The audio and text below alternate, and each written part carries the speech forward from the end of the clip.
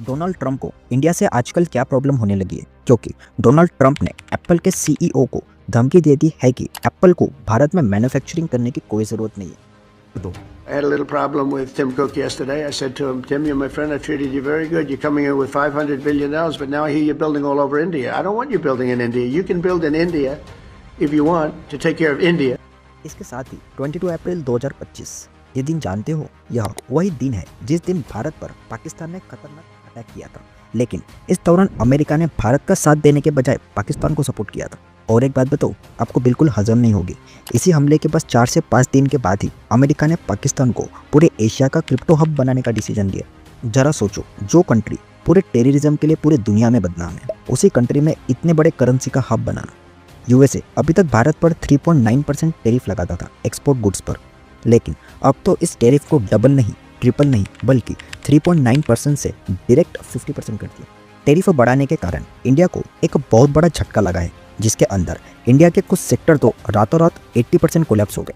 इसमें से सबसे बड़ा सेक्टर था आर्टिफिशियल इंडियन डायमंड, जो कि हम करीब 30% सीधा यूएसए को एक्सपोर्ट किया करते हैं। टैरिफ बढ़ाने से होता क्या है, तो टैरिफ बढ़ाने से हमारे देश की चीज़ें वहाँ एकदम महंगी हो जाती है, जिसके वजह से इसका सीधा असर सेल्स पर पड़ता है। अब सबसे बड़ा सवाल कि जिस यूएस के रिश्ते आज तक भारत के साथ अच्छे थे, आखिर अब ऐसा क्या हुआ कि भारत के साथ यूएस एक भी डील साइन नहीं करना चाहता है। इतना ही नहीं तो भारत के इकोनॉमी को पूरा डुबाने के पीछे लगा है। भारत ने ऐसा क्या कर दिया है कि जिसके वजह से भारत और यूएसए के बीच एक कोल्ड वॉर स्टार्ट हो गई है। तो बात ऐसी है ना कि अभी फिलहाल में ट्रंप ने यह कहा था कि यूएस भारत के साथ एक जीरो टैरिफ डील साइन कर रहा है। इसका सीधा मतलब यह है कि भारत और यूएस के बीच में कोई भी टैरिफ या तो टैक्सेस नहीं होंगे एक्सपोर्ट के दौरान। और डेफिनेटली अगर यह हो जाता था तो इससे फ़ायदा सीधा यूएस को होता था, क्योंकि आज के वक्त पर हम यूएस से इंपोर्ट कम करते हैं और एक्सपोर्ट ज़्यादा करते हैं। लेकिन इसी के ऊपर हमारे देश के फॉरेन मिनिस्टर जयशंकर प्रसाद जी ने इस जीरो ट्रेड डील को सीधा रिफ्यूज़ कर दिया, क्योंकि इससे भारत का नुकसान होने वाला था। बल्कि इसके बाद तो भारत ने उल्टा यूके के साथ जीरो ट्रेड डील साइन कर ली, जो कि यूएस के लिए उसकी सीधी बेइज्जती थी। इसके साथ ही रशिया यूक्रेन वॉर के वक्त भी यूएस ने यूक्रेन का साथ देकर रशिया पर सैंक्शंस लगाए थे, और जिसके बाद पूरी दुनिया ने भी यूएस के डर के मारे रशिया से तेल लेना बंद कर दिया था। बट भारत ने तो अपनी दोस्ती निभाते हुए रशिया से सिर्फ तेल ही नहीं खरीदा, बल्कि उसी तेल को रिफाइन करके यूरोप को भी बेचा, जिसके चलते भारत ने अपना और रशिया का फ़ायदा करा, और जिसके वजह से भारत और रशिया एक दूसरे से और भी करीब आ गए।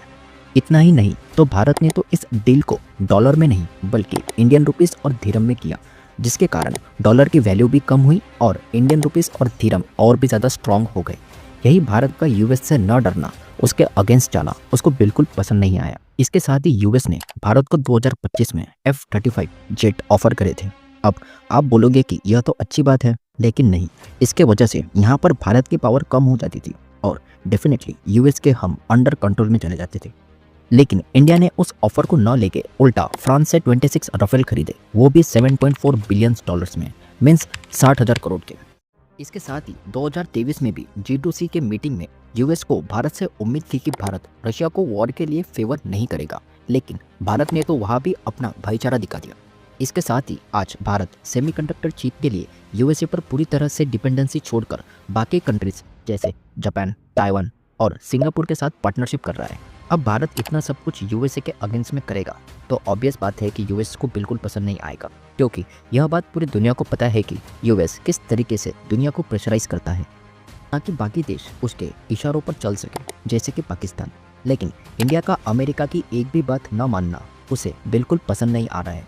देखो, भारत इन सभी चीज़ों के लिए यूएस को तो ऑफेंस कर ही रहा है, लेकिन सबसे पहले हमें यह देखना पड़ेगा कि हमारा देश क्या स्टेप उठा रहा है कि जिस कारण से ट्रंप ने अगर हमारे ऊपर कितने भी रिस्ट्रिक्शंस लगा दिए तब भी हम उसे डिफेंस कर सकते हैं।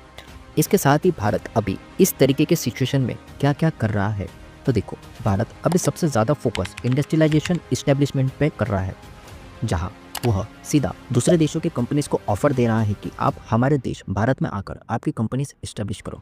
अब यह आइडिया भारत को बेनिफिशियरी इसलिए लगा क्योंकि हम सभी को पता है कि यूएस और चाइना में कितनी बार कोल्ड वॉर चलते रहते हैं, लेकिन इन सभी के बावजूद भी चाइना को यूएसए का कुछ भी फर्क नहीं गिरता है, क्योंकि चाइना ने अपनी इकोनॉमी बहुत ज़्यादा स्ट्रॉन्ग बनाई है वहाँ इंडस्ट्रियलाइजेशन का हब इस्टेब्लिश करके। लेकिन क्या ऐसा भारत भी कर सकता है? क्योंकि यह बात सही है कि भारत वर्ल्ड की चौथी सबसे बड़ी ग्रोइंग इकोनॉमी है, लेकिन भारत आज भी इंडस्ट्रियलाइजेशन के मामले में बहुत ज़्यादा पीछे है बाकी देशों से, जो आज तक भारत को एक इंडस्ट्री हब ग्लोबली बनने से रोक रही है। इसे हम एक कंपैरिजन से समझते हैं। देखो, फॉर एग्जांपल, अगर आपको एक कंपनी इंडिया में डालनी है तो आपको बहुत सारे चार्जेस देने पड़ते हैं, जिसमें से एक सबसे बड़ी कॉस्ट होती है इलेक्ट्रिसिटी की, जो कि आप आपके प्रोडक्शन के दौरान यूज़ करते हो। यही इलेक्ट्रिसिटी कॉस्ट आपको इंडिया में देनी पड़ेगी करीब $0.125 पर किलोवाट।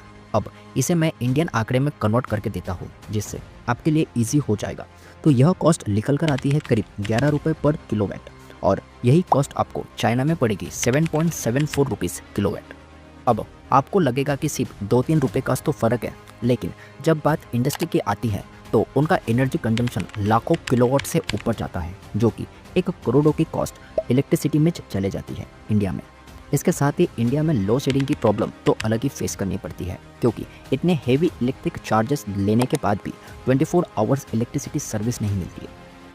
दूसरी चीज़ आती है ट्रांसपोर्टेशन, जिसका हाल तो इंडिया में और भी बदतर है, क्योंकि अगर हम इंडिया के ट्रांसपोर्टेशन फैसिलिटीज़ को चाइना से क्या अगर बाकी डेवलप देशों से भी कंपेयर करें तो 40% भी नहीं है।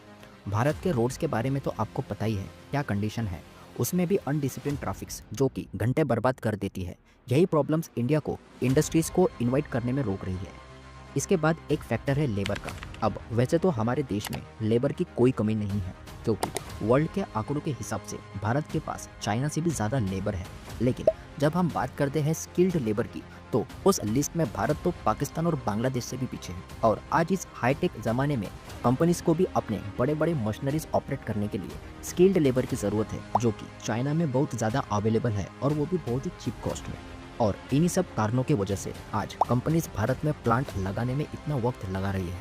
अब इन्हीं चीज़ों को देखकर इंडिया की गवर्नमेंट ने इसके ऊपर एक मेजर फोकस देकर भारत में 12 स्मार्ट प्लान सिटीज़ बनाई हैं, जहां इन सभी प्रॉब्लम्स को सॉल्व करने का ट्राई किया है, जहां 24/7 इलेक्ट्रिसिटी, प्रॉपर ट्रांसपोर्टेशन और बाकी चीज़ें जो कि कंपनीज को ज़रूरी होती है उन्हें डायरेक्ट देने का प्लान कर रही है।